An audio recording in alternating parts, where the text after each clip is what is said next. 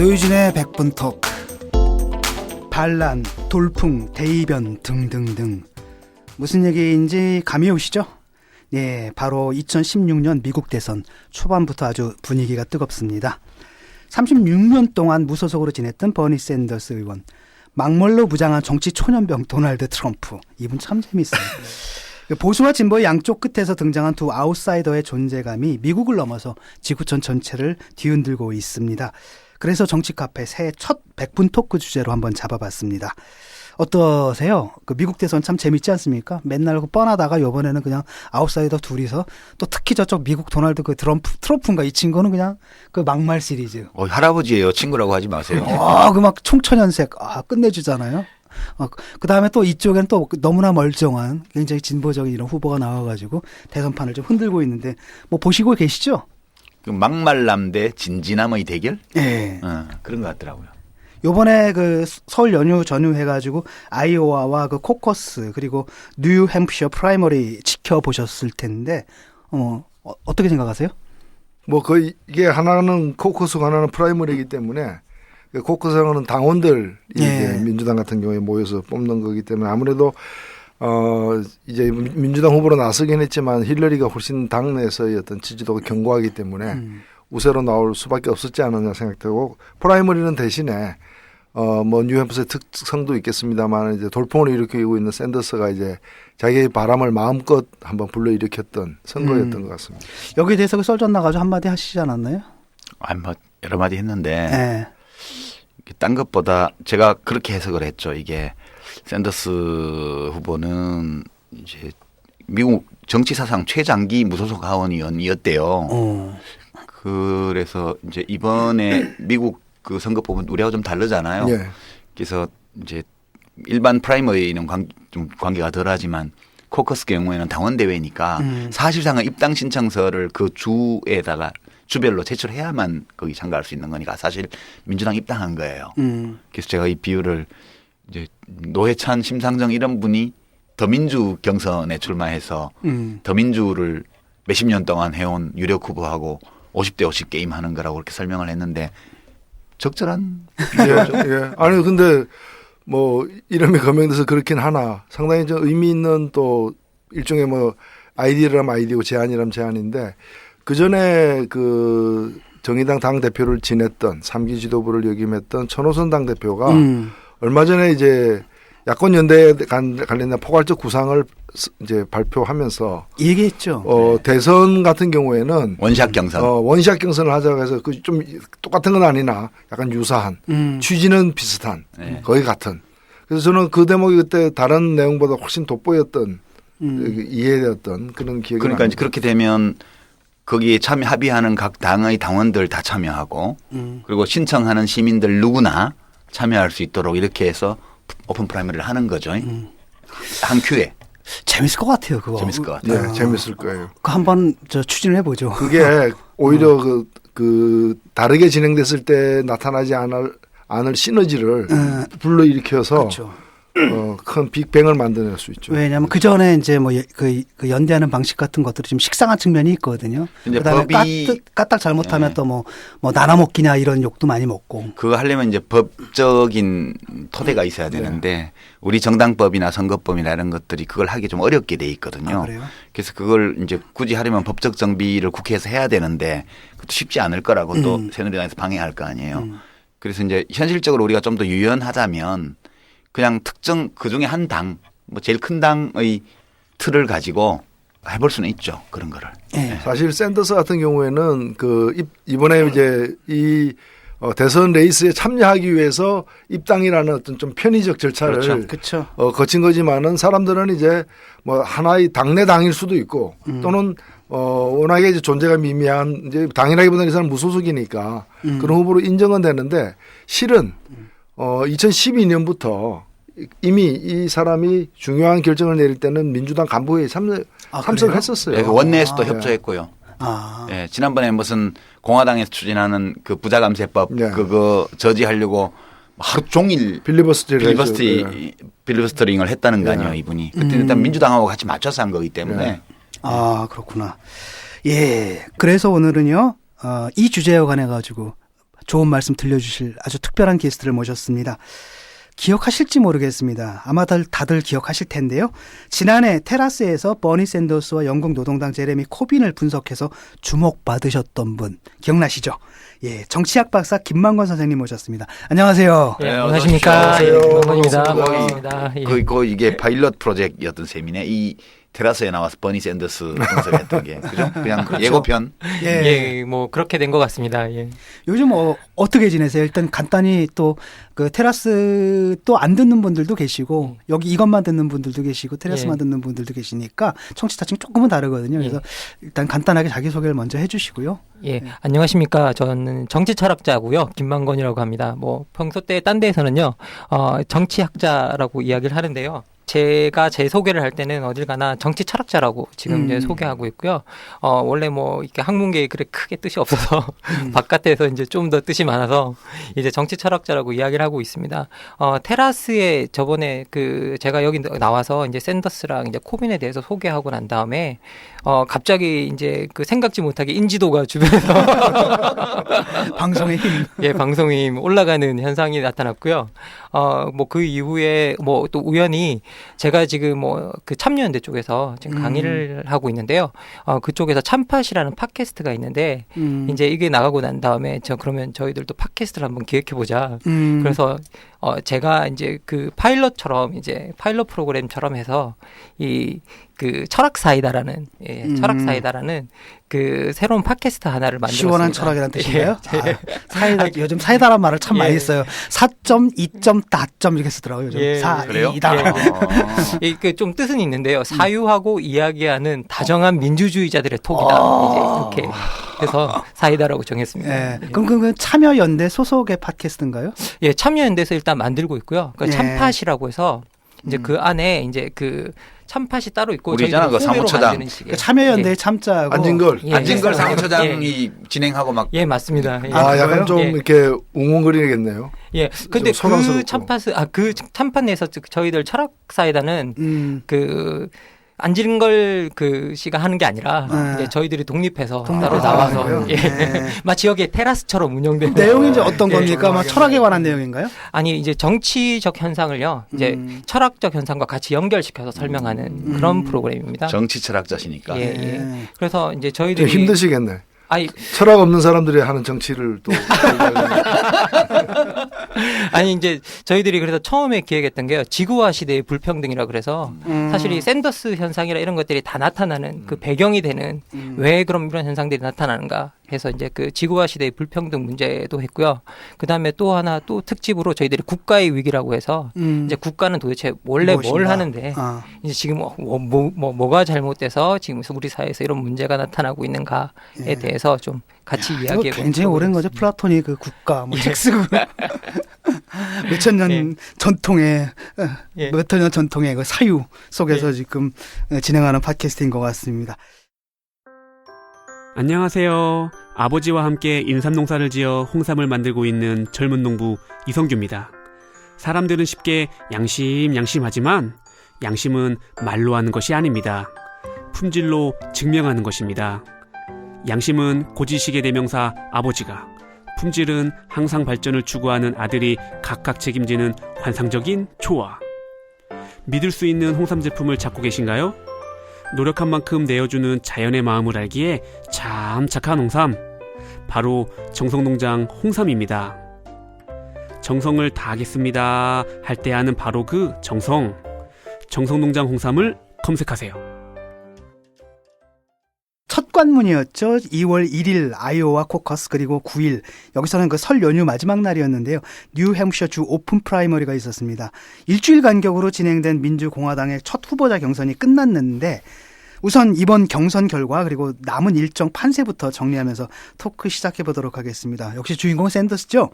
오늘 보니까 20일 예정된 네바다 코커스 그동안 클린턴 후보 강세 지역으로 알려졌는데 여론조사를 해보니까 여기도 아주 팽팽한 역전을 예상하는 그런 결과가 나왔어요. 이거 어떻게 보십니까? 예. 뭐 이거 오늘 저도 여론조사를 체크해 봤는데요. 기록상으로는 45대 45%로 나왔더라고요. 그러니까. 그래서 지금 현재 사실상 당선 확률이 50대 50으로 되어 있었는데요. 원래 이 지역에서 제가 출발했을 때 제 기억이 맞다면 거의 60대 5 정도로 출발한 지역이거든요. 그러니까 5에서 올라간 거잖아요. 5에서 올라가서 지금 45대 45라는 그 지형을 만들어냈는데요.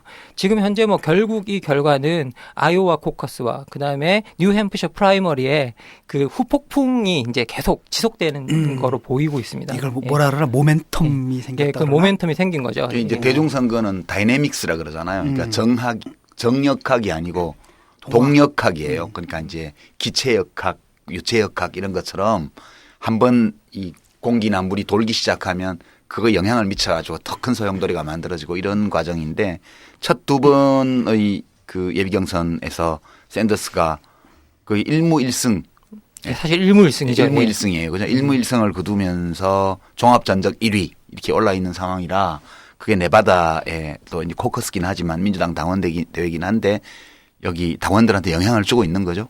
예, 실제로 당원대에서는 당연히 당 지지 기반을 갖고 있는 클린턴, 그러니까 힐러리가 훨씬 더 강해야 되는 게 맞는 건데요.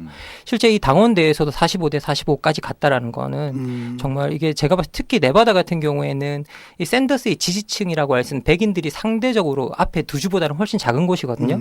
그런데 이 지역에서 45대 45까지 갔다라는 건 제가 봤을 때 이 앞에 두 번의 그 코커스와 프라이머리가 엄청난 영향을 미친 거로 보입니다. 그 보니까 그 샌더스 지지자들은 막 이메일 보내기 운동도 하고 그러니까 그 밑에서 그 자발적으로 움직이는 그 활동들이 굉장히 활발한 것 같더라고요. 예, 맞습니다. 그 주로 이제 이 샌더스를 돕는 층들이요. 기본적으로 젊은 세대들이 많은데요. 이 젊은 세대들이 기본적으로 IT 기술에 되게 능하고 그리고 이 IT 기술을 통해서 같이 연결시키는 것뿐만 하는 게 아니라 지금 제가 나온 기사들을 살펴보면 뭐 브루클린이나 맨하탄이나 이런 곳에서 젊은이들이 자기들이 작은 모임을 열어서 지지 모임을 연대요. 그리고 거기에 초대해서 뭐 이렇게 케이크를 팔고 티셔츠 팔고 그러면서 작은 소액 모임 같은 거, 소액 모금 모임 같은 것도 하고. 그 사람들 생각은 뭘까요? 그러니까 이런 걸까요? 그러니까 예컨대 기성 정치권에 대한 불신 그리고 뭐 클린턴도 저 기득권층 아니야? 뭐 이런 느낌인가요? 기본적으로 이제 그 가장 큰 문제가 뭐였냐면 지난 저희들이 한 20년, 30년 정도를 돌아보면 최근에 미국 사회에서 불평등이 너무나 지독하게 심해지고 있거든요. 그리고 여러분들도 다 아시다시피 이제 월스트리트를 점령하라 이런 운동이 나왔을 때 우리 사회에도 이제 가장 일반화된 언어가 돼버렸는데 1대 99 사회, 미국 사회가 1대 99 사회가 되어가고 있다라고 했는데 특히 1대 99 사회에서 가장 피해를 많이 입은 층이 젊은 층입니다. 실제 여러분들이 그 지금 우리나라도 마찬가지고 세계도 다 마찬가지인데요. 실업률을 살펴보면 실업률보다 평균 실업률보다 청년 실업률이 3배에서 4배 정도 높거든요. 그러면 이 친구들이 학교를 또 졸업할 때 그리고 이 미국 역사상 지금 젊은 세대들 밀레니얼 세대라고 부르는 이 1980년에서 2000년 사이에서 태어난 이 세대들이 대학을 졸업할 때 가장 많은 빚을 지고 졸업해요. 학자금 융자 때문에. 예, 학자금 융자 때문에. 그러니까 이 사람들이 볼 때는 그러니까 뭐 민주당이 되나 공화당이 되나 좀 전에 말씀하신 것처럼 그 청년 실업률이 서너 배 높은 그런 현실을 바꾸는 데는 아무 관계가 없다. 그러니까 결국은 그들도 사실은 뭐 기득권층인 거죠, 결국은. 예, 계속 이게 바꿔달라고 요구는 했지만 이것들이 이 제도권 내에서 이 요구가 반영이 되지 않으니까 실제로 제도권 밖에서 나타났던 운동이 월스트리트를 점령하라였고요. 그리고 실제로 그 힐러리가 오바마에 이어서 이제 두 번째 도전을 했다 하면서 흑인이 최초로 대통령을 했으니까 이제는 여성이 최초로 대통령 할 때다. 이렇게 그것도 사실 굉장히 진취적이고 진보적인 현상이잖아요. 그렇게 들고 나왔는데 오히려 그걸 무색할 정도로 힐러리는 오히려 금수저 물고 태어나서 줄곧 금수저로 간 거 아니냐. 근데 이 늙은 이 할아버지가 나타났어. 할아버지 사회주의자가 나타나서 그 18세에서 미국은 18세부터 투표를 하니까 18세에서 29세까지 그 젊은 사람들 중에 66%가 샌더스를 지지한다고 그래요.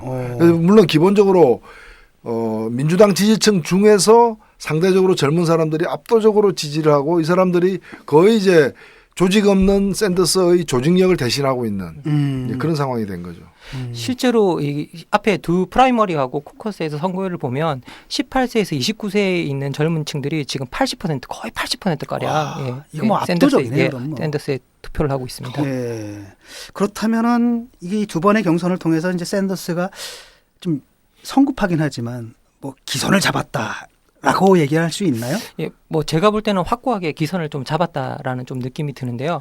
실제 이 여기서 기선을 잡는 게 너무나 전통적으로 중요했던 게 지명도가 없던 정치인들이 아이오와나 이 뉴햄프셔에서 기선을 잡으면 폭발적으로 인기나 뭐 이런 것들 지지율이 성장하는 그 경향을 보였거든요. 오바마도 그랬나요? 예, 오바마도 그랬죠. 그렇죠. 예. 실제 오바마도 아이오와 코커스에서 이기면서 완전히 뭐 정말 무명 정치인에서 전국적인 스타로 떠올랐고요. 그 대표적인 정치인 중에 한 명이 1970년에 카터 같은 인물은 카터가 그 당시에 거의 지지도가 없는 인물이었거든요. 그런데 여기 아이오와에서 이기면서 또 이제 완전 지지도를 얻었는데 실제 여기서 이제 그 학문적인 연구를 보면 뉴햄프셔에서 이기면 전체적으로 선거가 끝났을 때 한 27% 정도의 지지율 상승 효과를 가지고 있어요.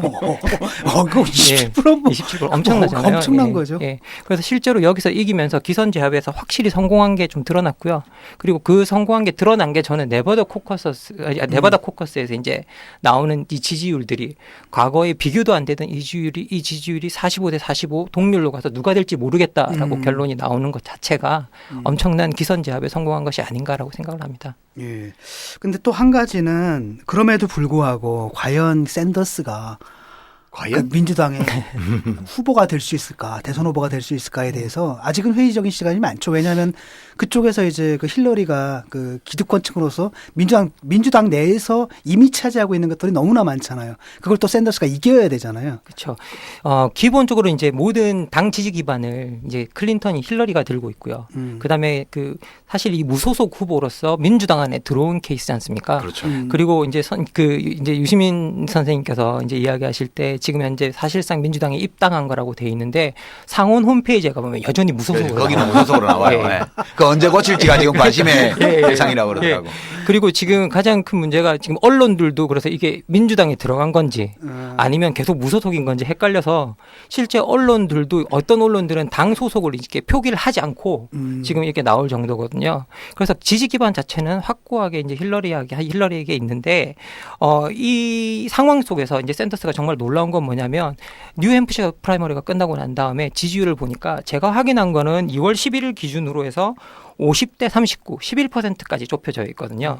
그런데 뉴햄프셔가 끝나고 난 다음에 오바마 때 한 15% 정도 차이가 났대요. 그때보다 좁다. 예, 그때보다 좁죠. 그리고 제가 어제 나온 통계를 보니까 7%까지 좁혀졌다라는 이제 이야기가 나오고 있습니다. 그런데 이게 공식적으로 업데이트가 안 돼서 제가 말씀을 못 드리겠는데 지금 만약에 이게 7%까지 좁혀지고 있으면 거의 매일매일 폭발적으로 지지율 격차가 줄어들고 있다라는 거거든요. 예. 예, 그래서 근종적으로 보면 어때요? 주요 지지 기반이 예. 백인에게 몰려 있는 게 아니냐, 히스패닉 같은 데는 좀 그 앞으로 이제 그게 좀 문제가 되지 장벽이 되지 않을까 이런 전망도 있던데. 예, 기본적으로 이제 그 샌더스의 기본 지지층이 그 백인 중산층 자유주의자들이거든요. 그래서 여기서 특히 그 백인 중산층 자유주의자들의 아들 딸들이 지금 이제 확고하게 우리말로 표현하면 약간 강남 좌파 리무진 리버럴. 지금 젊은 청년 세대들이 그 68혁명 그러니까 이제 베트남 반전 운동 그 흑인 민권 운동 그게 벌어졌던 1960년대 말 70년대 초에 그 대학생이었던 사람들의 자녀들이 지금 20, 30대잖아요. 예. 맞습니다. 예. 우리도 386 자녀 뭐 이러듯이 그렇게 부모한테 이렇게 영향을 받아가지고 사상적 영향을 받아서 그리고 실제로 또 여기 그 미국 사회가 지난 30년간 이 경제 불평등 속에서 가장 피해를 봤던 계층들이 그 친구들이에요. 아니 또 그런 불평등한 그 경제 구조를 또 선도한 나라잖아요, 그 나라가. 예, 그 나라가 선도하면서. 근데 이게 지금 근데 이제 재밌는 거는 힐러리의 기반이 되고 있는 게 유색인종들하고 이제 그 하위 소득 계층들이에요. 오히려 중산층 이상의 소득 계층에서는 오히려 샌더스가 세고 우리가 알기로는 좀 힘들고 못 사는 사람들이 진보 쪽이고 뭐 그럴 것 같은데 정반대예요. 지금 반대기도 하고 그다음에 이제 미국 상황을 이렇게 보면 이 현상이 벌어지기 시작한 게 레이건 시대 때부터예요. 그러니까 1970년대 말부터 시작해서 현재까지 블루 칼라 노동자들 고졸 이하 학력의 육체 노동에 종사하는 또는 단순 사무직이나 이런 데 종사하는 사람들의 실질 임금이 40년간 제자리예요, 지금.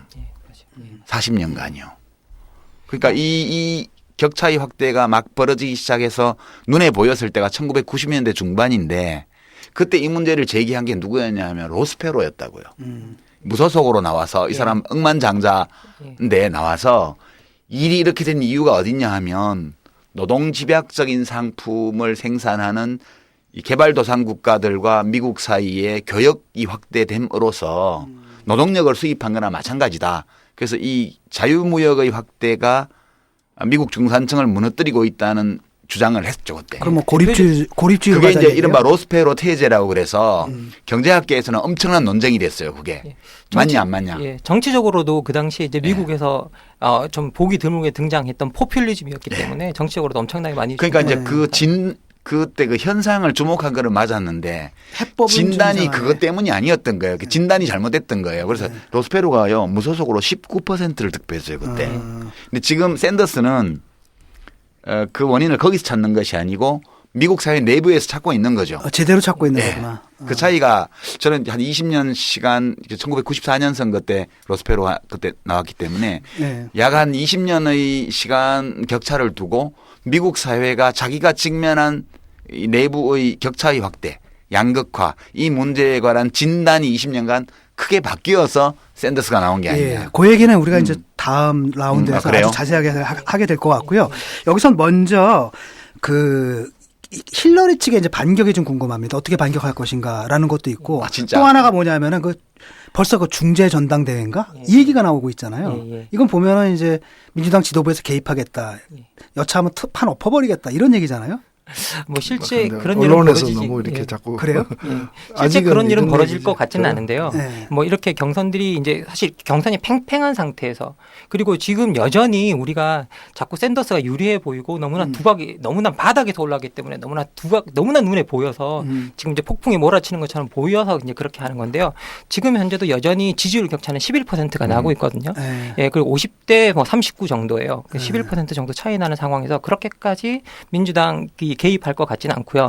그리고 이제 제가 봤을 때는 지금 현재로는 이제 자기 소수 인종들을 이제 지켜내는 것이 제가 가장 중요한 이슈고요. 힐러리가. 예, 힐러리고요. 힐러리가 가장 소수 인종을 지켜내는 게 가장 중요한 이슈고 그리고 자기의 주요 지지층인 여성들을 지켜내는 것이 가장 중요한 이슈인데 지금 현재 젊은 여성들이 근데 너무나 많이 이 표가 이탈이 됐어요. 특히 올브라이트인가요? 예, 그 말이. 예, 말이 너무 실수를 했어요. 이제 올브라이트 장관이 그 젊은 여성들은 자기 남자친구나 따라다니면서 투표한다. 자기 남자친구들이 샌더스 그래요? 지지층인데 거기 가서 투표한다는 식의 말을 실언을 좀 했었어요. 그리고 여자가 여자를 뭐 진다. 거의 김을동 의원 수준의 김을동 얘기를 의원 하네. 수준이네. 그래서 이제 그런 이제 소위 말해서 힐러리 측에서 여성의 표를 끌어오기 위해서 여성 대표들이나 이런 분들 내보낸 분들이 다수가 그런 말실수를 좀 하셨어요. 그러면서 젊은 여성 표들이 이탈이 됐고. 그러니까 훌륭한 사람이기 때문에 훌륭한 지도자이기 때문에 여성이라고 우리가 차별하거나 혹은 안 좋게 보지 말고 찍어야 된다 이렇게 말을 해야지. 여자니까 찍어줘야 된다든가 또는 여자가 여자를 찍어야 되는데 왜 남자친구 영향을 받아서 안 찍어주냐 이렇게 말을 하면 그거 자체가 여혐 발언이잖아요. 예, 여혐 발언. 근데 샌더스 연설을 들어보면은 여성을 포함한 이 사회적 약자에 대해서 누구보다도 그렇지. 강력한 신념과 원칙이 있는 사람으로 이해되거든요. 그러니까 여성들이 이 남성 입에서 나오지만 남성의 목소리로 보지 않는 거지 사실은. 약자의 수호신으로 보여지는 면이 있는 거예요. 그러니까 그 참 올브라이트도 좀 약이 올랐나 왜 그런 거예요? 왜 그런 말이 위기의식 때문에 그런 거죠. 아니 근데 위기의식도 있고 근데 그게 사실 이제 평소에 어떤 생각을 좀 반영하는 거잖아요. 그게. 뭐 제가 이렇게 올브라이트 장관도 아니고 그래서 제가 확실하게 그건 모르겠는데요. 그나마 좀 실수한 거지. 좀 자유주의자였는데 이제는 올드브라이트가 된 거지. 자, 클린턴의 이제 반격은 그러면 이제 역시 뭐 히스패닉계를 공략한다든지 특히 이제 흑인 계층들이 그 기본적으로 그 힐러리 클린턴의 중요 지지층이거든요. 왜냐하면 오바마 정부 때 사실 많이 도와줬잖아요. 힐러리가 많이 도와줬고 그래서 흑인 목사님이라든지 뭐 여러 가지 흑인 지도층들이 계속 힐러리 그 지지 선언을 하고 있거든요. 최근에는 일부가 샌더스를 지지했다, 흑인의 일부가 이제 지지했다라는 기사들이 나오고는 있는데 이제 아주 중요 지지층은 이제 특히 유색인종 중에서도 흑인 지지층입니다. 그래서 저희들이 네바다하고 사우스캐롤라이나 쪽에서 이제 그 프라이머리가 이번 2월 달 말에 있거든요. 그런데 히스패닉 계열이 많은 건 네바다고 흑인 계열 쪽이 많은 건 이제 실제 사우스캐롤라이나입니다. 그런데 그 두 쪽에서 어떤 결과가 나오느냐가 되게 중요한데 히스패닉 계열이 많은 쪽에서는 45대 45 결론이 나오고 있고요. 지금 현재 팽팽하고 지금 네바다 쪽에는 그렇게 나오고 있고 사우스캐롤라이나 쪽에서는 여전히 한 30% 정도 차이가 나고 있거든요. 그런데 이 부분을 어떻게 메꿀 것인가가 되게 중요했는데 그럼 이 여기 남부를 공략할 것이냐 말 것인가가 지금 현재 샌더스한테 중요한 과제거든요. 이 오바마한테는 상당히 쉬웠어요. 왜냐하면 소수인종, 특히 흑인 계층이 그쪽에 있으니까. 얼굴이 그냥 예, 그래서 오바마는 너무나 그 공략이 쉬웠는데 지금 샌더스는 그쪽으로 어떻게 공략할 것인가가 가장 큰 관건인데 어제부터 제가 알기로는 이제 그 사우스캐롤라이나 쪽에 자기가 사실은 정치 커리어가 시작됐던 게 민권 운동이었다라는 것부터 시작해서 광고를 내보내기 시작했어요. 예, 그래서 그렇게 직접적으로 공략에 들어갔는데 그 공략이 얼마나 먹힐지가 좀 관건일 것 같습니다. 그 대학생들 붙잡혀가고 한 게 그것 때문이었죠. 예, 샌더스가. 맞습니다. 예, 예. 흑인 민권 운동 흑인 민권을 지원하느라고. 지원하고 지원하는 안 했겠어. 그거 했겠지 당연히. 대학생 때. 그치. 그 경찰에 잡혀갔어. 그때 예, 뭐 예. 막스 트로츠키 읽을 때였으니까. 그러니까요. 근데 혹시요. 네. 그 이제 이메일 게이트 때문에 소위 힐러리가 굉장히 공경에 처해 있는 상황에서 샌더스가 그 바꿔줬잖아요. 얼어 죽을 그 빌어먹을 지긋지긋한 이메일 이메일 얘기 그것 좀 얘기 좀 그만하자. 그만하자고 그랬잖아요. 네, 그게 또 굉장히 사람들한테 호감을 사는 그 계기가 됐어요. 제가 듣기로는. 근데 혹시 힐러리 캠프에서 이렇게 쫓기다 보면 좀 네거티브에 대한 어떤 욕구를 느낄 수도 있는데 그럴 위험성도 좀 있나요? 실제 뭐 힐러리 캠프에서 그 샌더스의 개인적인 측면을 공략하는 그런 네거티브 전략은 거의 쓰지 않고 있는 거로 보이는데요. 근데 가장 좀 그 요즘 특이한 상황 중에 하나는 실제 샌더스가 자기 사람이라고 생각했던 사람들이 뭐 폴 크루그만 같은 사람들이 있거든요. 근데 폴 크루그만이 이제 그 만약에 사실 이 샌더스가 만약에 네가 당선이 되면 내각을 누구로 구성할 거냐? 라고 질문했을 때 구성할 사람이 없어요. 사실 주변에 조직이 없으니까. 그래서 생각해뒀던 사람 중에 한 사람이 폴 크루그만이었는데 까버렸죠. 폴 크루그만이 샌더스가 너무나 이상적이고 현실적이지 못하다. 지금 우리가 다 가지지 못한다면 조금씩이라도 가지는 게 되게 중요한 포인트인데 그런 점에서는 힐러리가 우리한테 오히려 맞는 지도자고 사실상 힐러리 예. 지지선을 힐러- 칼럼으로 해버린 거죠. 예, 사실상 해버린 거죠. 예. 그러면서 외부에서 그러니까 힐러리에 대한 지지들이 이제 지식인층들이나 이런 쪽에서 많이 들어오고 있는데 워낙 뭐 젊은 층들이나 이런 쪽에서 이 지지들이 이 샌더스에게 강력하게 나타나고 있는 것 같습니다. 예. 예. 한 가지 빠뜨린 얘기가 있는데 공격했잖아요. 이번에 힐러리가 이 사드 배치 문제, 미국의 그 대북 제재 문제에 관해 가지고 예. 샌더스가 표결에 불참했나요? 제가 알기로는 표결에 저 세컨더리 예. 예. 하는 거 규제법 그거 예. 하는데 이제 힐러리는 비행기 타고 와서 뭐 했고 샌더스는 아예 안 와버렸다고 그러더라고요. 세컨더리 보이콧. 세컨더리 보이콧 얘기할 때. 대북 제재 법안. 예. 그런데 사실 이게 샌더스가 동북아 쪽 정책을 모르지. 그렇게 거의 모르고 사실 제가 봤을 때 관심 없어요. 예. 오바마도 그랬거든. 예. 지금 전혀 관심이 없는 상태라. 그런데 뭐 다만 우리가 지금 알 수 있는 건 샌더스가 전쟁을 선호한다기보다는 평화를 선호하는데 그렇다고 해서 극단적인 평화주의자도 또 아니죠. 아니에요. 예. 그러니까 나는 약간 그런 생각을 한다니까. 이 동북아시아를 아는 거는 힐러리 클린턴이 좀 알아요. 자기 남편이 여기 공을 많이 들였고 그때 김대중 대통령 시절에 사실 남북 관계가 제1차 정상회담 가고 하는 게 가능했던 이유가 그죠? 초기에 클린턴 행정부가 뒷받침해 놓은 그런 제네바 핵 합의라든가 이런 기본이 있었기 때문에 된 거잖아요. 그때 울브라이트를 평양으로 보낸 게 그렇죠. 클린턴이었잖아요. 그래서 힐러리 클린턴은 이 동북아 정세나 한반도 문제를 역사적인 배경도 좀 알고 알아요. 근데 샌더스 씨는 관심이 이제 사실 없는 오바마 거예요. 대통령과 거의 비슷한 것 같아요. 그런 점에서 난 약간 이게 미국 대선의 주요 이슈는 아니지만 우리 입장에서 보면 아이씨 샌더스는 진짜 모를 텐데.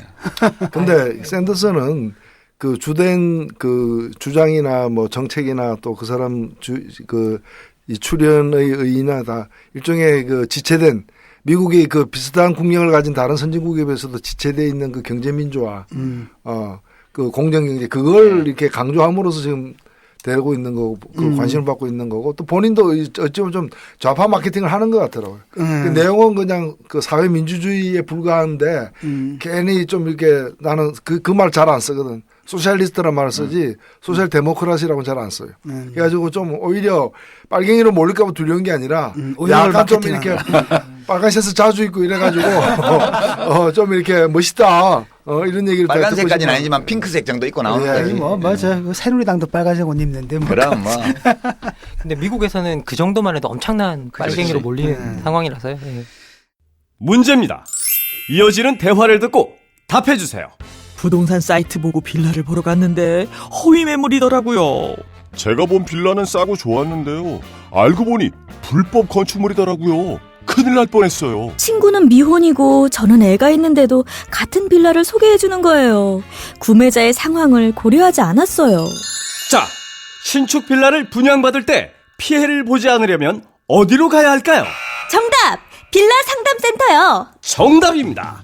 신축 빌라 중개업체 허위 매물, 불법 구조물, 수요자를 고려하지 않은 매물 추천에 지치셨다면 허위 매물 보상 제도가 있는 빌라 상담센터로 오십시오. 전문가의 사전 상담과 무료 투어를 통해 내 집 마련을 도와드립니다.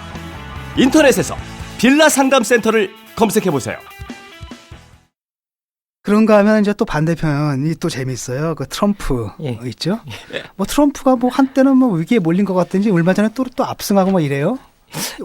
어떻게 돼가고 있습니까, 이 친구는? 이 앞에 이제 아이오와 코커스와 프라이머리라는 이 성격 자체를 좀 다르게 봐야 될 것 같은데요. 코커스 같은 경우는 일종의 당원 대회니까 기존에 이제 풀뿌리 기반들이 있어야 되는데 실제 트럼프한테 당내에 풀뿌리 기반 자체는 없거든요. 그렇기 때문에 아이오와 코커스 같은 경우에는 트럼프가 이긴다고 나왔는데도 막상 뚜껑을 열어보니까 거기에 공을 많이 들였던 테드 크루즈 같은 경우가 이제 이기는 결과가 나왔거든요. 그런데 프라이머리로 가면 이건 열려 있으니까 조직으로 하는 게 아니니까. 조직으로 싸우는 게 아니니까 여기서는 여전히 여론조사 결과에서 나오던 그 결과가 나왔는데 제가 첫 아이오와 코커스 끝나고 난 다음에 제가 CNN이나 이런 데서 방송하는 걸 좀 들어보니까 거기서도 뭐라 그러냐면 미국 사람들이 그래도 다 그 의식이 있다는 거예요. 트럼프 같은 사람이 2위가 된 거 보면 그래도 아직 우리한테 이성이 있다는 거예요. 말을 하는 거예요. 희망이 있어. 말을 하는 걸 들어봤을 때 저도 그걸 듣고 되게 많이 웃었는데 그중에 정치 그 비평가 한 분이 그래도 아직 미국 사회가 이성적이라는 걸 증명한 사건이다 이게. 그렇게 이야기를 하더라고요. 재밌네.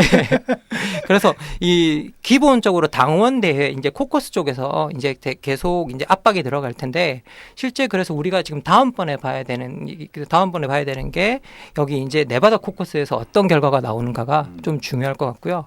또 이제 우리가 또 하나 더 봐야 되는 게 사우스캐롤라이나 쪽이긴 하거든요. 그런데 왜냐하면 항상 이 사우스캐롤라이나가 미국 공화당 대선에서 정말 중요한 역할을 해왔었어요. 왜냐하면 여기가 파이어월이라 그래가지고 일종의 방화벽으로 불리는 곳입니다. 여기서 여기까지 이제 기존에 많은 대선 주자들이 오면 다 잘라서 잘하는 뭐 두세 사람 정도 남기는 두세 사람 정도 남기는 여기가 중간 시험 비슷한 거죠. 예, 여기서 이제 최하위 후보들은 사퇴하는 거죠. 여기까지 와보고 이번에는 찍어 먹어봤더니 된장이 아니더라. 이래가지고 이제 접는 거지. 예. 그리고 기본적으로 당도 너무나 경선에 이렇게 지우치면 당 그 에너지가 낭비되니까 여기서 다 치는 이제 마지막 사우스캐롤라이나는 여기서 쳐버리는 역할을 하는데 여기서 이제 그 가장 중요한 게 어떻게 트럼프를 통제하느냐가 이제 중요한 이슈로 떠올랐거든요. 그래서 1월 달쯤에 이제 그 공화당 지도부에서 부시 부자들한테 요청을 했었어요.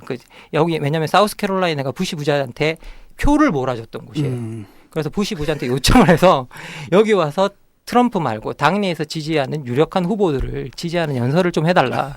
예, 그렇게 해서 거기서 제지를 하려고 마음을 먹었는데 지금 현재 그 당시에 마음에 뒀던 후보가 사실은 잽 부시였거든요. 그런데 지금 잽 부시가 완전히 뭐 이렇게 지지율이 한 자릿수를 헤매고 있잖아요. 그러니까 그것 때문에 지금 트럼프가 놀려먹었잖아요. 야, 제프씨, 너 처음에는 너 엄마한테 매달리더니 이제 형 데리고 오냐. 막. 예, 그래서 여기 이 지역의 가장 큰 문제가 뭐냐라고 하면 이제 테드 크루즈랑 이제 지지할 수 있는 게 마르코 루비오 정도 있는데 테드 크루즈 같은 경우에는 공화당 내에서도 그렇게 선호하진 않는 인물인 것 같아요. 너무나 강경한 보수고요. 극강경 예, 보수죠. 극강경 보수고요. 근데 루비오 같은 경우에는 공화당 내에서 우리의 오바마다라고 불렸을 정도로 히스패닉계. 히스패닉계의 아주 젊은 정치인이었는데 이 정치인이 저번에 아이오와 코커스 끝나고 난 다음에 토론회에서 엄청난 말실수를 했어요. 그래요? 예, 어떤 말실수를 했냐면 사실 여러분들도 아시겠지만 미국 정치인들이 어떤 그 토론회나 이런 데 나갈 때 30초 이렇게 주어지잖아요. 그래서 그 사이 해야 될 말을 외워서 나가서 이렇게 하는 경우들이 되게 많습니다. 그런데 그 외운 말을 이제 자기가 한 그 토론회에서 똑같이 그 구절 4번을 반복을 해요. 그거는 우리나라에서는 대통령이 될 수 있는 자격인데. 그런가? 우리나라에서는 그렇게 해야 대통령이 되는데. 아니요, 외우지도 않고 읽잖아요, 우리는. 우리는 보고 읽는데 보고 읽어도 뭐 다 되는데. 예. 아니 뭐 이제 미국은 이게 뭐 토론 능력이나 그러니까 이런 그게 사실은 것들이 뭐 말실수를 했다라기보다 예, 이제 뽀록이 난 거죠. 외워서 한다는 게. 그러니까 미국 사람들이 잘못된 거야. 그 말 잘하고 이런 게 뭐가 중요해. 제대로 보고 읽을 줄만 하면 됐지. 지금 루비오 같은 경우에 그러면은 뭐 지지율이 어느 정도 나오고 있나요? 그 저기에 비해서? 예, 그 지금 현재 트럼프에 루비오 같은 경우에는 한 15%대 전국적으로? 예, 전국적으로 15%대의 지지율인 것 같고요.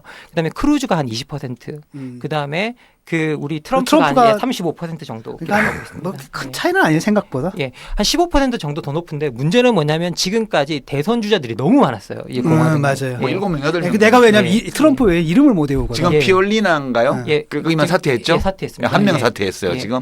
지금 제가 알기로는 공화당에서 이번에 미국 역사상 가장 많은 대선 후보가 나왔습니다. 미국 역사상 민주당에서 16명이 나온 적이 2번 있었대요. 그런데 이번에 공화당은 17명으로 출발했어요. 그리고 그 레이스가 시작될 때 제가 알기로는 12명으로 시작해서요.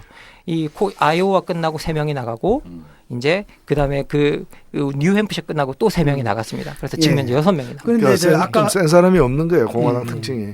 아까 이제 민주당 같은 경우에는 뭐 중재 전당대회가 어떤 뭐 의원이 그냥 슬쩍 흘려가는 말로 이렇게 툭 하고 던진 것에 불과하지만 공화당 내에서는 얘가 꽤 오래 진지하게 얘기가 됐단 말이에요. 그게 뭐죠, 중재전당대회가? 중재전당대회다라는 승자가 게 없을 때, 승자가 없을 때 50% 넘는 사람이 없을 때 지도부가 나서서 코커스를 열어가지고 중앙 또 코커스 하나는 열어서 중앙 코커스를 그래서 열어서. 거기서 조정해 버린다는. 또 하나는 뭐냐면 원래 공화당이 옛날에 그렇게 많이 했어요. 또 하나는 그거잖아요. 이렇게 후보가 정말 문제가 있을 때. 예, 후보가 정말 문제가 정말 문제. 이거 사실 근데 두 번째 해당되는 거죠, 사실. 이제 트럼프 같은 경우가 이제 해당될 수 있는데 그 말이 안 돼. 당 입장에서는 용인할 수 없는 후보인데 실제로 이제 그 과정 속에서 인기를 얻어가지고 탑으로 올랐을 때 지금 어떻게 할 거냐 이제 그런.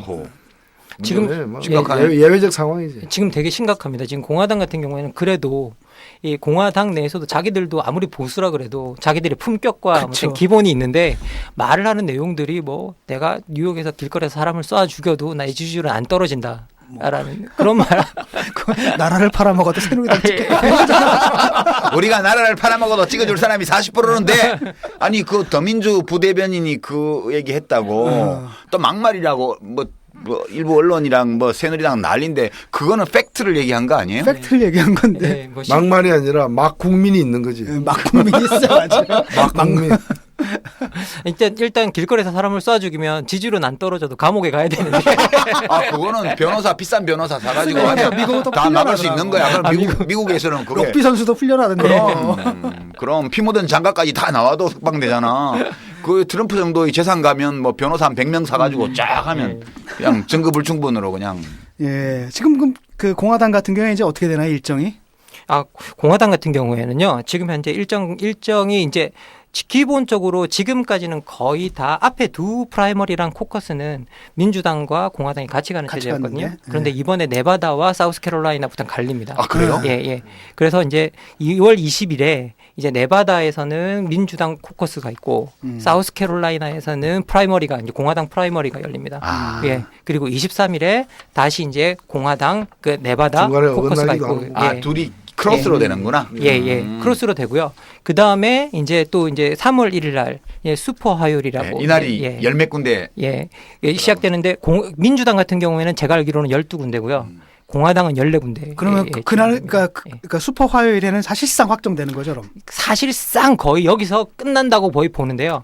저번에 이제 그 우리가 봤을 때 2008년 레이스 같은 경우에는 이제 그 힐러리와 오바마 레이스 같은 경우에는 거의 5, 6월까지 갔었어요. 그런데 이제 그 여기서 대세는 사실상 결정이 난다고 보는 경우가 많죠. 예. 그래서 기본적으로 이 슈퍼 화요일이 어떻게 되는가 그 결과를 저희들이 잘 봐야 될 것 같고요. 예, 그리고 그 다음에 저희들이 또 봐야 되는 일정들이 뭐 이제 뒤로 가면 갈수록 안 중요해요. 사실 앞에서 거의 다 결정이 나기 때문에. 그 다음에 이제 7월 달이 되면 그때 전당대회를 해서 이제 그 6월 제가 알기로는 공화당이 6월 7일 날이 마지막 이제 그 예비 선거가 끝납니다. 그리고 6월 그다음에 7월 달에 들어가서 공식적으로는 이제 7월에 들어가면 이제 전당대회를 열어서 지명을 하는 지명을 하게 되는데요. 제가 봤을 때는 한 4월 달이나 5월 달 정도면 끝나지 않을까 생각이 듭니다. 하여튼 결정적인 계기가 이제 슈퍼 화요일. 슈퍼 사실상 화요일. 뭐 이것만 보면 이제 대충 알 수 있는. 근데 그때까지 슈퍼 화요일 3월 11일 끝나도 민주당에서 거의 50대 50으로 가면 그럼 이제 뒤에까지 뻗치는 거죠. 뒤에까지 뻗치는 거죠. 그런데 이 레이스가 지금 이제 어떤 사람들은 이렇게 레이스가 가면 이제 결국은 오바마 때처럼 좋을 거다라고 말하는 사람들도 있고 이제 어떤 사람들은 당의 에너지가 너무 많이 소비될 거다라고 이야기하는데 전체적으로는 두 당 다 빨리 레이스를 끝내고 싶어 할 거예요. 뭐 지금까지는 샌더스가 유리했지만 지금 남은 판들이 샌더스한테 이렇게 유리한 판은 아니다라는 얘기도 있더라고요. 예.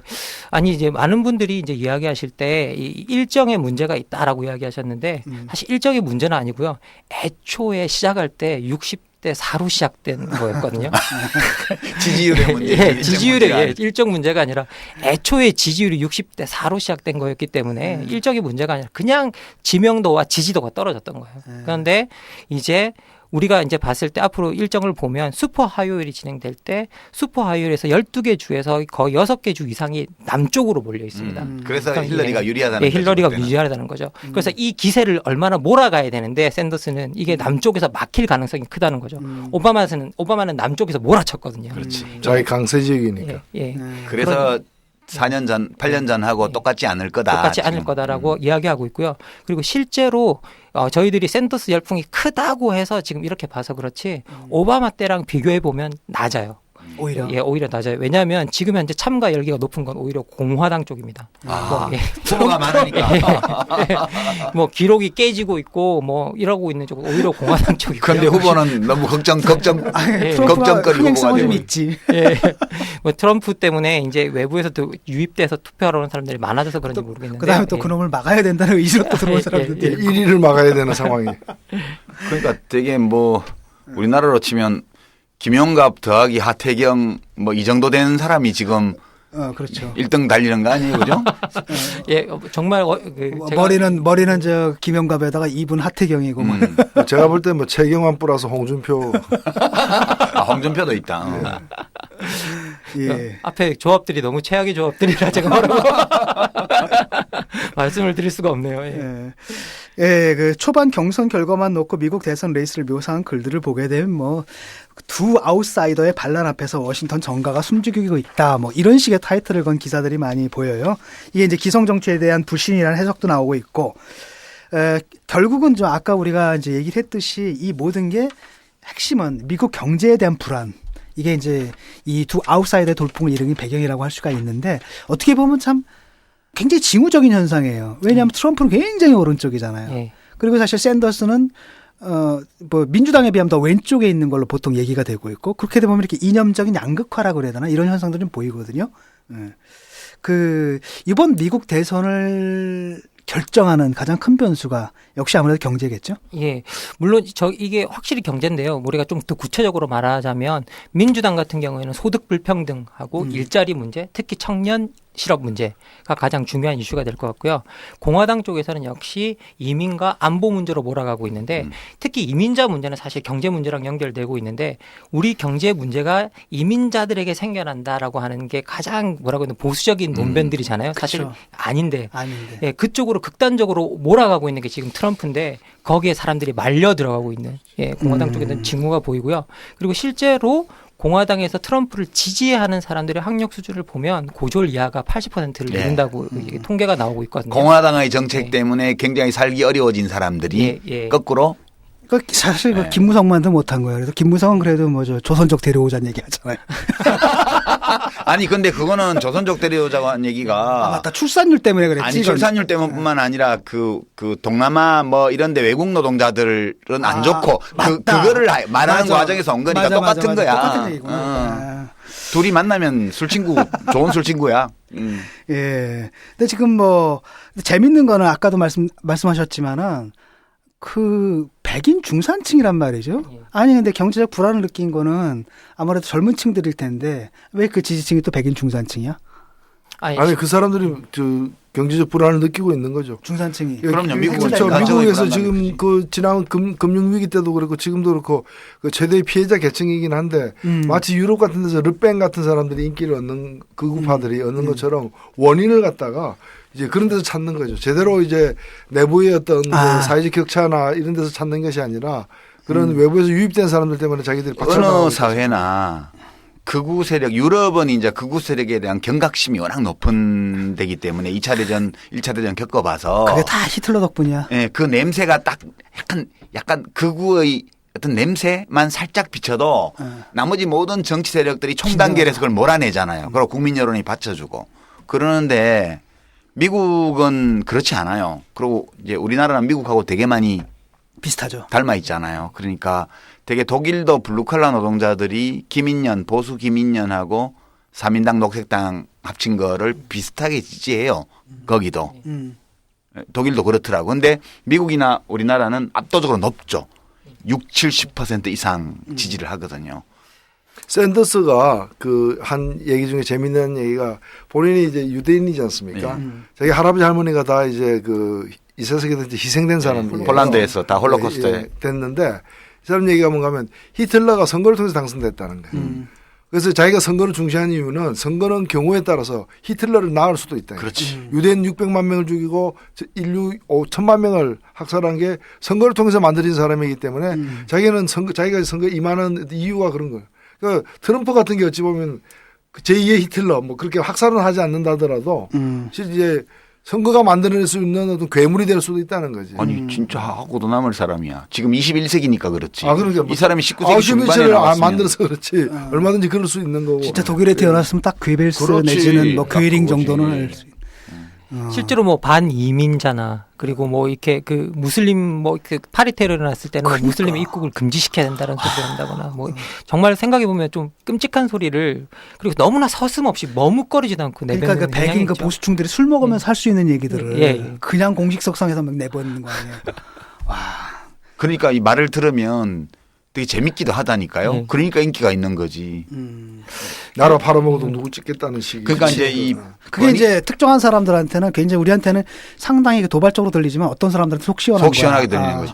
나는 사실은 영어를 잘 못 들으니까 이제 가끔 국내 언론에서 소개되는 것만 이렇게 보면 말이 되게 재밌어요. 버니 샌더스의 말 중에 내가 굉장히 인상적이었던 거는 우리 미국의 중산층 가정이 자녀들의 대학 등록금 때문에 고민하고 고통받는 상황이 계속돼서는 안 됩니다. 그렇게 얘기했어요. 그게 진짜 이 중산층의 불안감, 그다음에 이 경제적인 어려움을 고스란히 얘기를 해준 거거든 사실은. 그 미국의 한 기사가 어떻게 났냐면요. 축하합니다. 여러분의 세대는 이제 가장 많은 빚을 지고 대학을 졸업하시게 되셨습니다. 라는 기사가 있어요. 실제 그런 기사들이 날 정도인데 미국의 역사상 지금 졸업하는 학생들이 가장 많은 빚을 지고 졸업하는데 한 3만 6천 불 정도. 그럼 우리나라도 마찬가지예요. 예, 우리나라도 지금 똑같은 패턴으로 가고 있는 거예요. 그 얘기가 저 원 제목이 월든 온 휠즈라고 해서 그 봉고차 월든이라는 책에 보면 켄 일구나스라는 젊은이가 듀크 대학원 졸업하면서 봉고차를 학교 안에 몰래 세워놓고 거기서 먹고 자면서 대학원을 졸업하는 얘기예요. 근데 그 책을 읽으면서 진짜 우리가 미국 사회하고 비슷하구나 그런 건 이제 많이 느꼈는데요. 사실 그 건강보험 문제도 이제 미국 중산층을 불안하게 만드는 요소고 양극화를 심화시키는 요소고 그다음에 이제 그 중산층의 몰락을 부추기는 원인 중에 하나고 대학 등록금도 마찬가지고요. 이제 이런 건데 샌더스의 공약이 비현실적이라고 언론에서 막 얘기를 하는데 저도 이제 정보를 다 찾아보지는 않았지만 샌더스의 공약을 다룬 보도나 이제 블로그 글 이런 걸 찾아보니까 그냥 대학 등록금을 다 무상으로 하자는 게 아니고 미국도 사립대학이 유명한 대학이 압도적으로 많지만 주립대학이나 이런 국공립대학들이 있잖아요. 거기를 무상화하자는 거더라고요. 그러니까 이제 그 집에 돈이 많은 학생들은 부모 도움을 받아서 그냥 사립대학 다녀도 되는데 재능은 있고 공부를 하고 싶은 열정도 있는데 부모가 가난하고 자기가 돈이 없어서 그렇게 몇만 불씩 빚을 지면서 학교를 다녀야 되는 이걸 막으려면 선택권을 줘야 되는 거니까 그러면 주립대학, 국공립대학을 무상으로 하게 되면 선택할 수 있는 거 아니냐. 예, 실제로 이런 거죠, 그죠? 예, 실제로 그렇습니다. 저희 외부에서 지금 가장 많이 잘못 소개되고 되고 있는 게 대학을 공짜로 다니게 해주겠다라는 그러니까, 거예요. 사립대학도 들어간다라는 식으로 나오고 있는데요. 그럴 수가 없어요. 미국이라는 나라에는 아직 진짜 왜냐하면 대학 자체가 사립인데 독일 독일 같은 경우에는 그냥 국공립이잖아요. 그리고 펀드 자체를 정부에서 받는 게 없는데 미국 대학 우리나라 사립은 정부에서 워낙 많이 받아. 지원을 받지만 미국은 진짜 사립이지. 그리고 이제 그 민간 의료보험도 다 문 닫게 하겠다 이게 아니고 국가 의료보험 공보험을 오바마 케어식으로 약간 개량하는 걸 넘어서서 한국 수준의 그 국민 개보험 이걸 도입함으로써 민간 의료보험을 굳이 그렇게 안 해도 야, 근데 이 말 들으니까 너무 기쁜 게 살 수 있도록 하자는 거 아니에요, 그죠? 미국보다 나은 점이 있구나. 우리 많아. 미국보다 나은 점이 되게 많아. 미셸 오바마가 한국 건강보험에 대해서 판타스틱이라고 아니 이게 저도 미국 가서 저도 이제 깜짝 놀랐던 것 중에 하나가 도서관에 가보면 한국 건강보험을 연구한 연구서들이 되게 많아요. 그리고 한국도 하는데 왜 우리가 못하냐. 아니 그 제가 독일서 그 건강보험 관련 이제 국가의료보험 관련 세미나를 한 학기 동안 할 때였는데 우리 지도 교수가 물어보더라고요. 그 사람이 보건경제학 하는 사람인데 한국도 그 독일식의 그런 국가건강보험 제도가 있냐고 물어보기에 우리 국민개보험이라고 얘기를 했어요. 몇 년 전에 제가 유학 가기 몇 년 전에 1998년도에 전 국민이 됐지만 그 전에 이미 거의 전 국민 보험이 됐으니까 이때 또 그다음 물어보는 게 보장률이 얼마나 되냐고 물어보더라고요. 보장률이 좀 낮다고 그랬어요. 한 60% 수준밖에 안 된다고. 예. 지금도 그때밖에 안 돼. 다시 후퇴해가지고. 그다음에 이제 본인 부담이 있냐고 물어보더라고요. 본인 부담이 30%에서 20% 사이에 있다고 얘기를 했더니 보장률이 낮은 거는 문제고, 그다음에 본인 부담금을 처음부터 둔 거는 되게 잘한 거라고. 그러니까 본인 부담금을 둔 거는 되게 잘한 건데 중증 질환자에 대한 그런 그 어떤 보장률이 낮은 거는 보험 기능을 잘 못하는 거다. 그렇게 저한테 얘기를 해줬고 제가 그때 그거 배워가지고 보건복지부에서 일할 때 전체적으로 보장률을 올리려면 보험료를 올려야 되니까 힘드니까 감기 환자들은 본인 부담금을 늘리고 그 중증 만성 질환자들은 암 환자 5%까지 낮추도록 그렇게 했잖아요. 그게 사실 제가 그때 거기서 배운 거였는데 유시민 선생님께서 이제 샌더스한테 가서 조언을 좀 해줘야 될 것 같다는 느낌이 드는데. 야, 근데 그 재밌는 건 뭐냐면은 그러니까 미국에서는 이제 우리 거 배워가지고 하려고 그러는데 여기 사람들은 미국 따라가서 난리야. 저희 진짜 이 방송을 들으시는 분이 계시니까 많으시니까 제가 말씀드리면요. 미국에서는 잘못해서 앰뷸런스 한번 잘못하고 가면 1,000불씩 내야 됩니다. 그러니까 그 시코에 나왔던 그 상황이죠. 정말 100만 원 내야 돼요. 여러분들 진짜 이게 의료 민영화만큼 그러니까 우리 교포들도 안 되는 겁니다. 와가지고 미국에서 이명박 정부가 공약을 하기도 했던 그런 것들이 이제 건강보험제도 선택적으로 한다거나 이제 이런 것들이 미국식으로 가자는 거예요. 그러니까.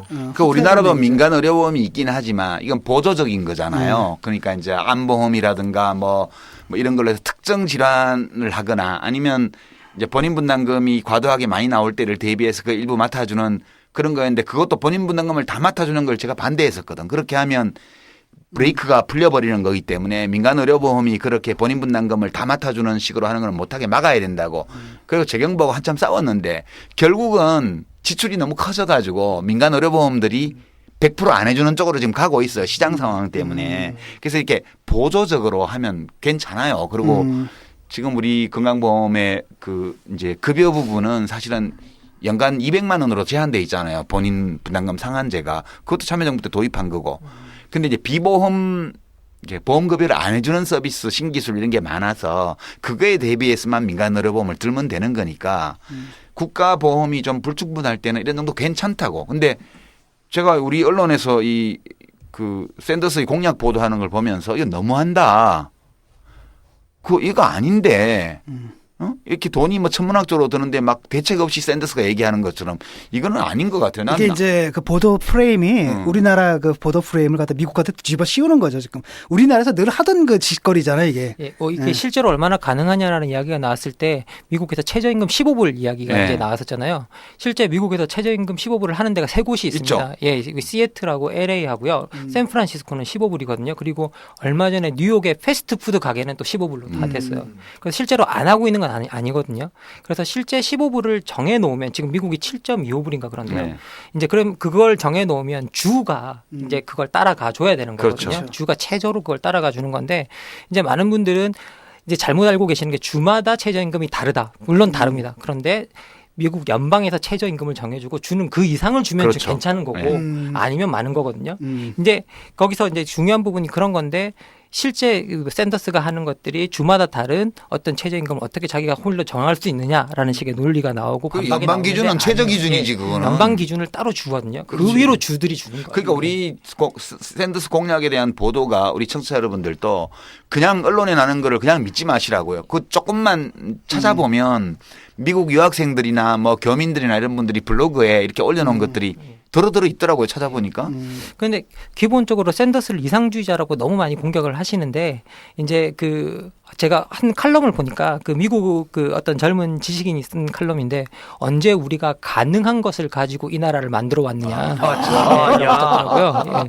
언제나 우리는 불가능한 것을 가지고 이 나라를 만들어 왔던 거지. 왜 자꾸 가능하냐 안 가능하냐 이걸 따지는데 실제로 우리가 그렇게 가능한 걸 가지고 이 나라를 만들어 오지도 않았다라고 이야기를 하죠. 저는 그 샌더스를 그렇게 이상주의적인 면이 강한 건 사실이지만 특히 미국 정치에서 이 사람이 살아온 길을 보면은 이상주의자로서 성공한 건 아니에요. 아니에요. 오히려 현실주의자였기 때문에 이 자리까지 왔어요. 이 사람이 처음 30살에부터 이제 선거 출마하기 시작해가지고 맨 처음 선거에서 2% 얻고 1.1% 듣더라고요. 그리고 5번째까지는 6%를 넘은 적이 없었더라고요. 그러니까 정의당 후보들 있잖아요. 제일 많이 받은 게 6.1%던가요. 그러니까 우리 뭐 정의당 후보들 중에 뭐 더 많이 받는 분들도 있지만 그 진보정당이라는 후보로 해가 나가서 뭐 적게 받는 사람들 떠오르던데 근데 이 사람이 하원 의원에 한 번도 당선 안 된 채 시장에 먼저 당선됐어요. 벌링턴 시라고 조그만 데죠. 근데 그 시에서 시장으로서 한 일로 인해서 이 사람이 큰 거예요. 실제로 보면은 이제 그 우리 뭐 철거할 때 세입자들한테는 대책 없이 나가게 되잖아. 이제 세입자들에 대한 대책하고를 마련해 준다거나 심지어는 뭐 어떤 땅 부자가 자기 땅에다가 이제 그 마트 그다음에 어떤 상업시설 지으려는 걸 설득해 가지고 공원으로 만드는데 나중에 이 땅 부자가 그 샌더스의 후원자가 된다고.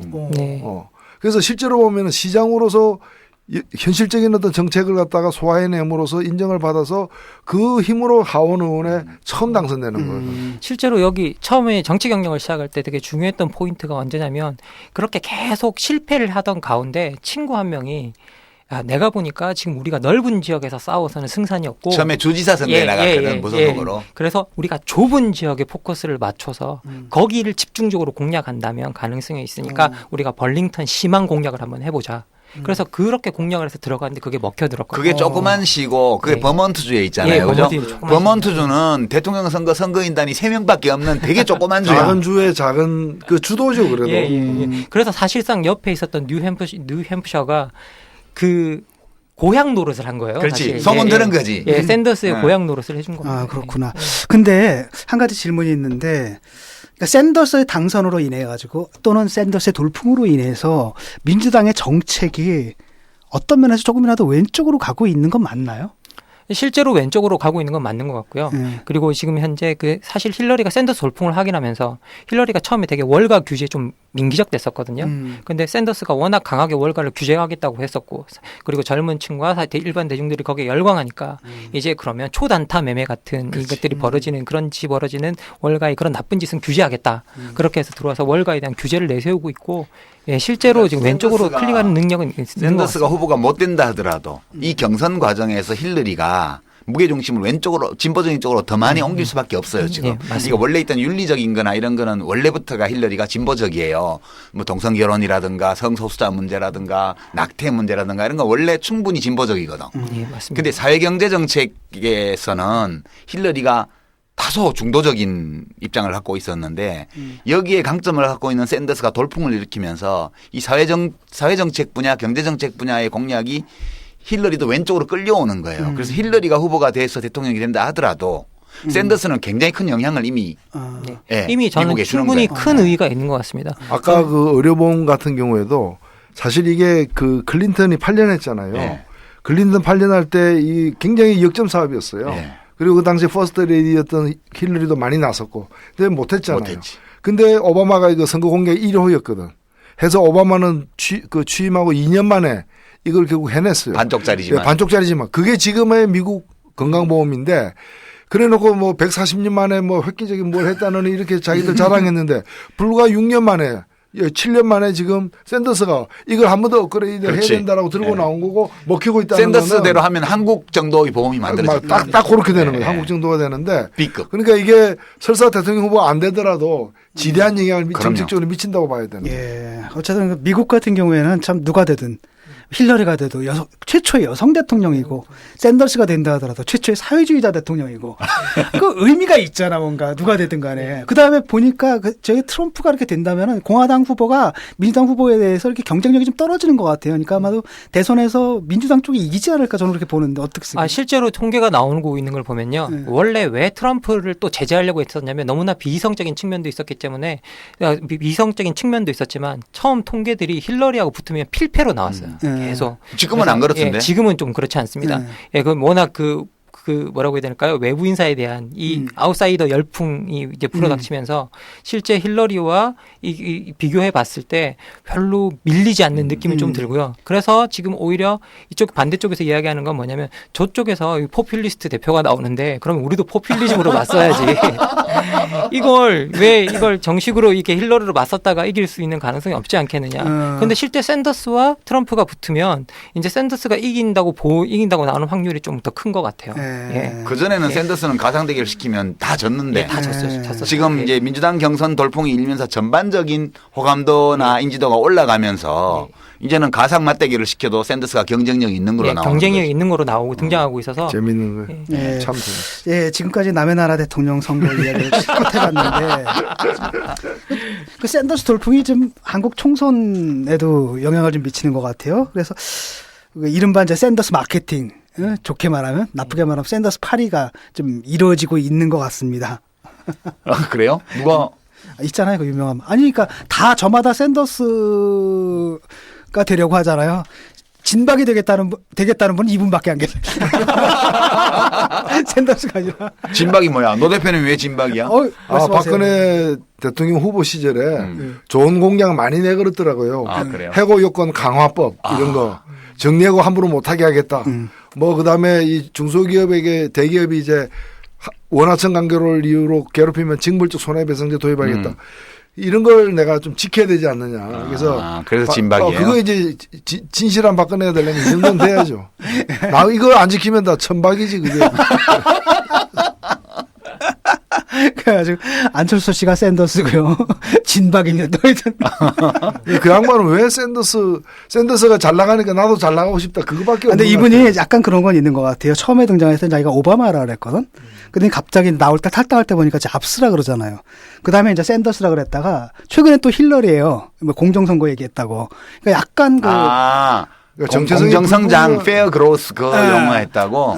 그러니까 그거는 이제 안철수 대표가 좀 정치 입문한 지 오래 안 됐잖아요. 그리고 이제 그동안에 어떤 기술 합리성을 토대로 한 컴퓨터 바이러스 백신이나 이런 쪽에 종사하던 분이기 때문에 정치를 배우는 과정에 있고 최근에 탈당 직전에 이제 정치를 좀 알 것 같다 그랬잖아. 그 얘기가 이런 걸 배운 거예요. 이런 테크닉을. 근데 이번 국민의당인가요? 네. 그 창당대회 할 때 그 본인 연설을 했잖아요. 그래서 마지막 도전이라고 선언했잖아요.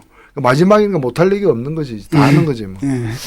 저는 그것보다는 약간 어떤 좀 느낌이 들었냐면요. 일종의 좀 나르시즘이지 않나. 그러니까 좋은 나르시즘이 이미지를, 있어. 좋은 이미지를 가진. 나르시시즘? 예, 그러니까, 나르시즘요. 일종의 좋은 이미지를 가진 사람은 다 자기랑 동일화시키는. 그러니까 성향이 대중으로부터 인기를 막 끄는 사람과 자신을 동시에. 나하고는 정말 다르구나. 나는 도처에서 문제를 일으키는 사람들을 주목해서 보고 이번에도 이제 말한 걸 보면은 뭐 주먹진 모습이 똑같다 뭐 이런 얘기잖아요. 슬쩍 예, 이렇게 예. 하잖아요. 그러니까 이걸 보면서 옛날에 그 늑대와 춤을 보면 그거 나오잖아요. 이렇게 인디안들 이름 붙이는 거 알죠? 응?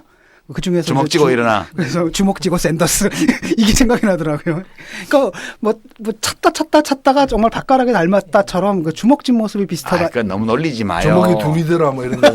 여북 답답하면 그러겠어. 뭐 진 교수가 하도 씹으니 까니까 가루가 되도록 까니까. 근데 요새 저 개성공단 문제 때문에 좀 한숨 돌릴 거야 국민의당이. 왜냐하면 진 교수가 박근혜 대통령 까느라고 바빠가지고 지금 그쪽을 선볼 시간이 없어. 그쪽은 이제 놔둬도 될 것 같아요. 이럴 때 빨리 이제 기력 회복해갖고 지지를 올려야 돼 국민의당은. 근데 저는 안철수 씨가 진짜 샌더스 판 거는 정말 실수였다라는 좀 생각이 든 게요. 두 분이 완전 서로 뭐 다른 사람이잖아요. 정반대지. 예, 정반대죠. 어떻게 보면 제가 좀 생각을 해보니까 예, 안철수 씨는 원래 경제 영역에서 오신 분이고 그리고 샌더스는 정치 영역에서 오신 처음부터. 분이고 처음부터 오셨고 그리고 이제 뭐 그 정치 경력 자체가 비교가 첫 번째는 안 되고요.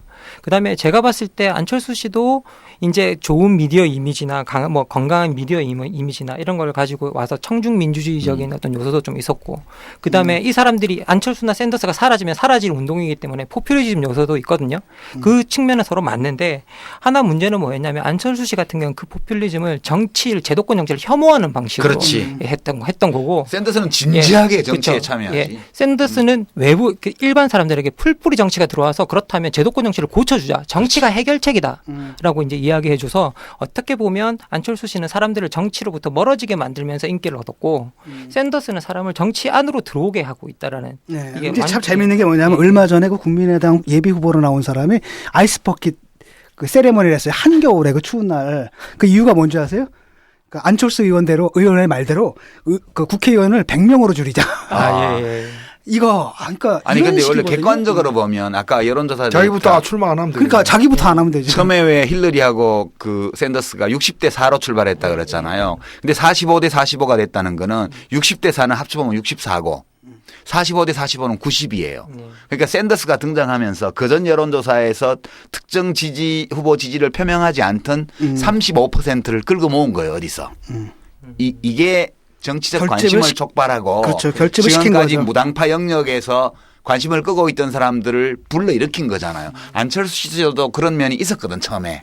그렇죠. 예. 예, 근데 그거를 못 살리고 지금. 그래서 지금 보면은 그 좀 지지율이 안타깝지. 어디에서 나오냐면은 이제 전국적 지지율보다 호남. 그다음 호남에서도 뭐냐면 젊은 층은 아니에요. 젊은 층이 이미 뒤집어졌고 50대 이상 고령층. 5, 60대거든요. 그러니까 이게 뭐냐라는 거죠. 예. 가장 큰 문제는 뭐냐면 저 같은 경우는 안철수 씨는 저는 정치를 위해서 싸운다기보다는 자기 이미지를 위해서 싸운다는 느낌이거든요. 아 너무 박하다. 예, 너무나 좀 가까워. 철수 씨가 저기 좋은 일 내버려 두고 저기 정치에 들어와서 고생하는데 너무 그렇게 박하게 하면 안 되지. 내버려둔 게 아니라 그래서 주가도 많이 올랐잖아요. 아, 그건 뭐 기부도 많이 했잖아. 그런데 그 좋은 이미지를 지키기 위해서 싸우는 게 저는 지금은 독이 돼버린 것 같아요. 예. 지금은 좀 독이 돼버린 것 같고. 근데 샌더스 같은 경우에는 애초에 진흙탕에서 오신 분이기 때문에 뭐 이렇게. 아니 근데 좋은 이미지를 지키려면 정치에서는 할 방법이 없어요. 나처럼 정치를 떠나면 요즘 나 좋다는 사람 많아. 옛날에는 몰랐는데 옛날에는 싫어했는데 요새 좋아요 이런 분들을 꽤 많이 만나거든. 아니 근데 그게 또 그런 게 있어요. 이렇게 사람들은 칭찬에 굉장히 박한데 여기에는 전혀 인색하지 않거든요. 그렇잖아요. 여러분들 좋은 걸 딱 읽으면 참 잘 썼네요. 끝이잖아. 욕은 한 번 하는 게 아니에요. 뭐 이따위로 썼어. 문장이 너무 길어. 그렇죠. 뭐 영어가 부적절해. 그치. 외국어 섞어 썼어. 복문이 많아. 이건 나오지. 그렇죠. 욕을 엄청 하지. 뭐 칭찬은 그냥 글 하나 읽고 칭찬 딱 한마디 하는데 잘 썼네. 욕을 하려면 온갖 걸 20년 전 인터넷부터 다 뒤져가지고 다 나올 수 이게 완전히 다르거든요. 그렇기 때문에 사실은 뭐 그런 거죠. 우리 팬보다는 안티팬을 높이 평가해야 될 이유야 이게. 소장님, 수수께끼 안경을 드디어 입수했습니다. 정말인가? 당장 현미경으로 살펴보자고. 디자인과 품질은 명품 브랜드급인데 가격은 스파 브랜드 수준이에요. 어떻게 이런 안경이 가능한 걸까요? 1mm 1g까지 계산된 디자인. 이건 기계로는 나오지 않는 디테일이야. 직영 공장을 운영해 가격과 품질 모두 잡는다는 말이 사실일까요? 확실한 건 이건 우주급 안경이란 점이지. 이름이 뭐라고 했나? 스카노입니다. 복면 대신 선글라스 스카노. 스카노.co.kr로 접속하시면 만날 수 있습니다. 근데 이제 한 가지는 뭐냐면 뭐 샌더스 마케팅 하는 건 좋은데 그래요. 저는 할 수 있다고 보거든요. 뭐 그렇잖아요. 뭐 오바마도 팔고 뭐 힐러리도 팔고 샌더스도 팔 수 있는데 문제는 뭐냐면 샌더스 팔아가지고 파는 것이 샌더스가 미국에서 하고 있는 그 효과 좀 전에 말씀하셨듯이 그 민주당을 갖다 오히려 이제 왼쪽으로 더 견인하는 그다음에 미적미적거렸던 월가에 대해서 미적미적거렸던 민주당의 태도에 어떤 결단성을 부여하는 쪽으로 그러니까 사회 전체를 보게 되면 굉장히 진보적이고 좋은 방향으로 이끌어 가야 되는데 지금 그러냐라는 거죠. 아니 더 중요한 거는 뭐 자기에게 유리한 쪽으로 해석하는 것까지는 이해가 되고 뭐 자기하고 이미지 같지 않다고 좀 과장해서 쓸 수도 있는데 지금 샌더스는 미국 정치라는 건 세계에서도 상당히 중심적인 정치이고 우리에게 중요한데 샌더스가 무슨 얘기를 하고 있는 건지 뭘 주장하고 미국 국민이 그걸 봐야지. 그렇죠. 뭐 왜 공감하는지를 모른다는 거 아니에요. 그걸 알면은 이렇게 얘기하기 힘들다고 나는 그렇죠. 보거든요. 그러니까 사실 샌더스가 정치인으로서 가져야 될 기본적인 자질은 문제가 있는 거 아니냐. 샌더스 현상을 낳은 그 미국의 문제가 우리의 문제잖아요, 사실은. 그래서 물어보는 건데 SNS에 이렇게 물어보는 분들이 꽤 많더라고요. 이거는 노 대표님이 한번 의견을 주셔야 될 것 같아요. 정의당의 그 노회찬 대표나 그 심상정 대표 같은 분이 제1야당에 들어가서 샌더스처럼 하면 안 되나요? 이런 질문들이요. 미국에서는 이렇게 하는데 우리는 왜 이걸 못하죠? 우리하고는 다른가요? 우리나라에서 왜 안 돼요? 이런 질문들이 꽤 많이 올라와요. 아니, 그 이제 청취자들이 품고 있는 의문이기 때문에 한번 여쭤보는 거예요. 아니, 저는 아까도 모두에도 좀 말씀을 드렸지만은 그런 지적은 나름대로 그 어떤 근거와 배경이 있는 요구라고도 보여지고요. 그걸 좀 진지하게 검토할 필요가 있다 생각됩니다. 예.